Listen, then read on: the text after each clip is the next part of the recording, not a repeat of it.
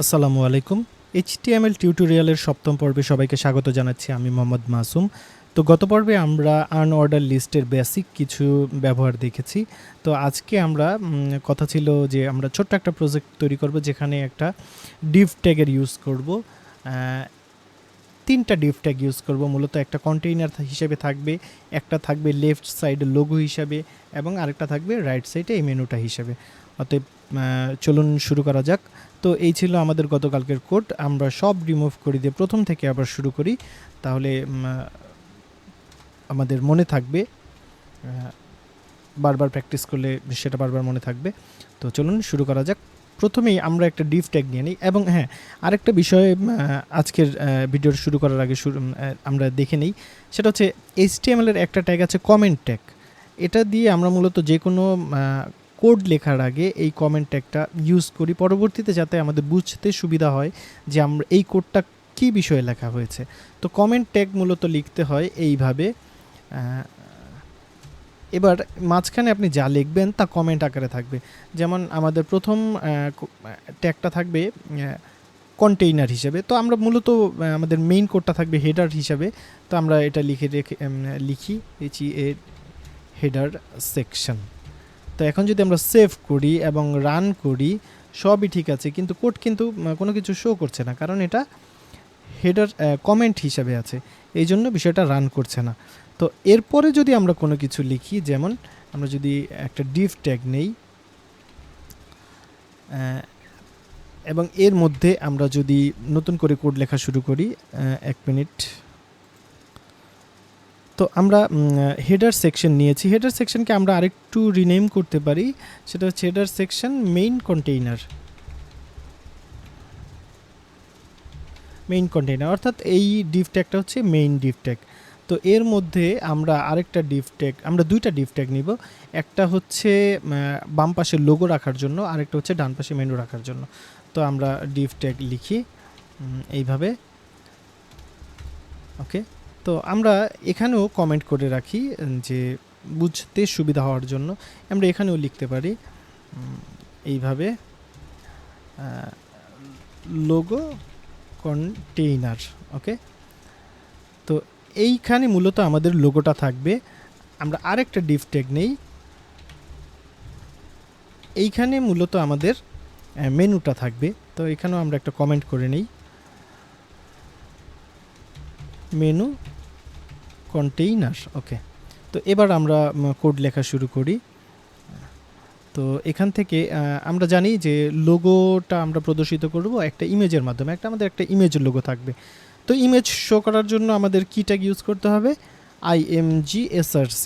আমরা যদি এইভাবে লিখি তাহলে img চলে আসলো। এবার src যদি দেই তাহলে নতুন ডাবল কোটেশন চলে আসলো এবং এটা হচ্ছে ইমেজ প্রদর্শনের বেসিক ট্যাগ। তো আমরা কোন ইমেজ ইনসার্ট করব? প্রথমে আমরা ফোল্ডারে যাই, এটা হচ্ছে আমাদের মেইন ফোল্ডার। এখানে আমি লোগো নামে এই ইমেজটা অ্যাড করেছি এবং এটাই আমরা মূলত প্রদর্শিত করব।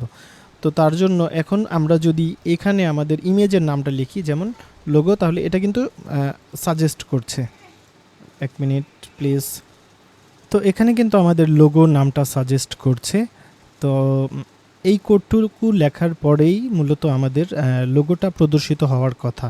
তো আমরা একটু লাইভ দেখি। হ্যাঁ, অলরেডি এটা প্রদর্শিত হয়ে গেছে। আমরা যদি আবার বানানে ভুল করি তাহলে কিন্তু এটা চলে যাবে। অতএব আমাদের লোগো ঠিকঠাকভাবেই কাজ করছে। তো প্রথম কন্টেইনারের কাজ আমাদের শেষ, লোগো কন্টেইনার। হ্যাঁ, আমাদের লোগো ঠিক কাজ করছে। তো এখন আমরা মেনুটা তৈরি করব। মেনু কন্টেইনারের আন্ডারে আমরা গত পর্বে দেখেছি কিভাবে ইউএল ট্যাগের মাধ্যমে মেনু তৈরি করা যায়। তো চলুন শুরু করা যাক। আমরা প্রথমেই একটা ইউএল ট্যাগ নিয়ে নিচ্ছি, অর্থাৎ আনঅর্ডার লিস্ট। তার মধ্যে আমরা নিব একটা এলআই অর্থাৎ লিস্ট ট্যাগ।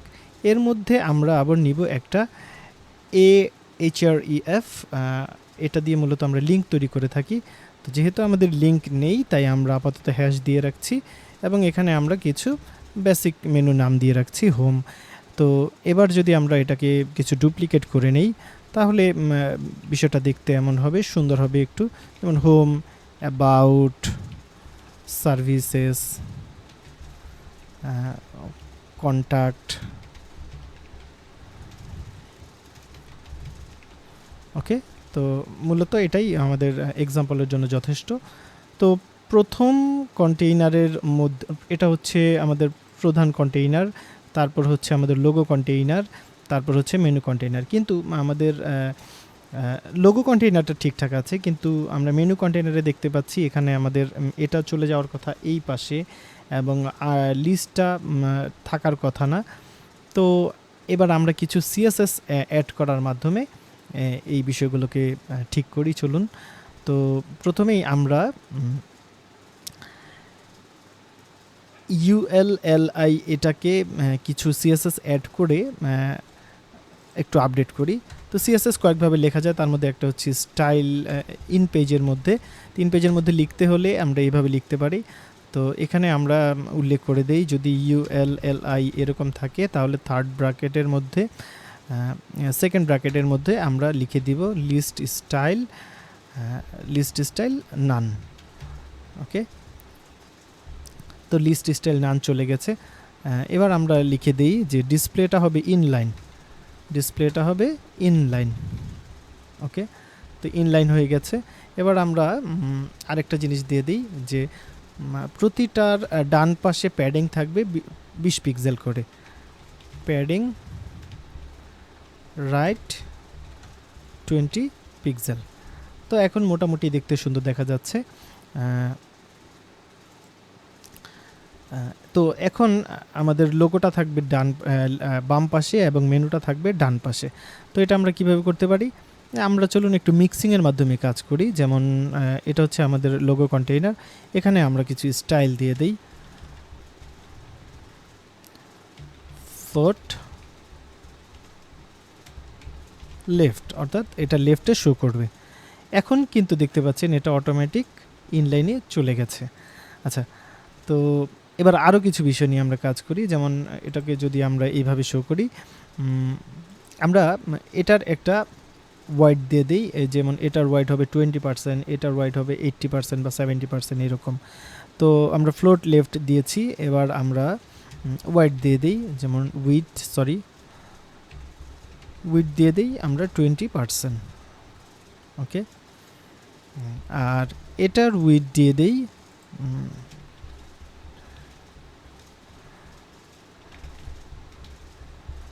70%।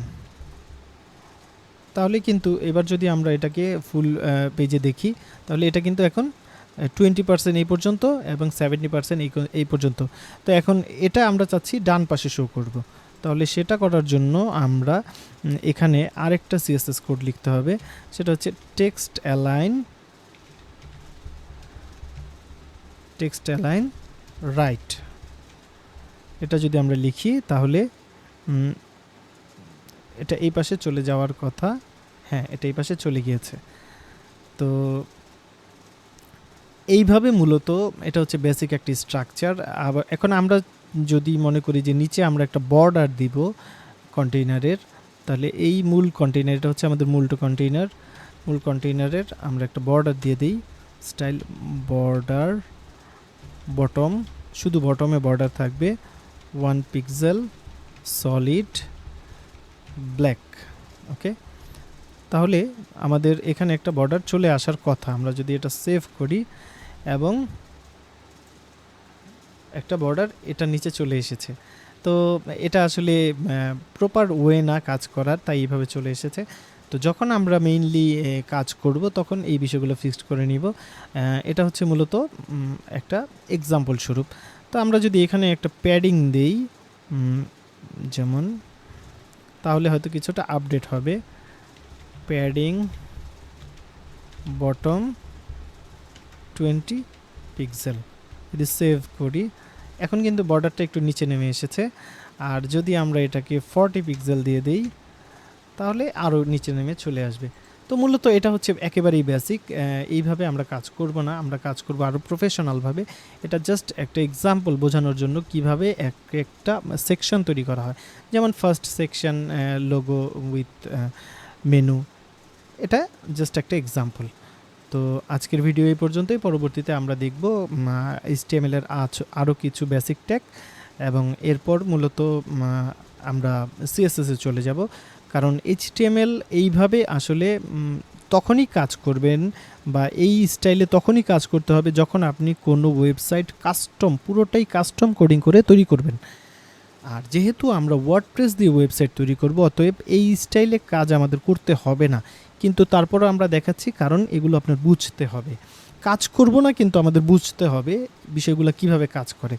কারণ এমন কিছু সময় আসবে যখন আমাদের কিছু কিছু কাস্টম কোড অ্যাড করতে হবে, হয়তো বেশি করতে হবে না, 2 লাইন 4 লাইন। তো আমরা যদি কোডগুলো না বুঝি তাহলে অ্যাড করতে পারবো না। এই জন্যই মূলত আমাদের বুঝতে হবে কিভাবে কোডগুলো কাজ করে। আশা করি ভিডিওটা ভালো লেগেছে, এবং যদি আপনি আমার চ্যানেলে নতুন হয়ে থাকেন তাহলে সাবস্ক্রাইব করার অনুরোধ রইল। আর ভিডিওটি ভালো লেগে থাকলে একটি লাইক করে যেতে পারেন এবং কমেন্টে আপনার মতামত জানাতে পারেন। সবাইকে ধন্যবাদ। আল্লাহ হাফেজ।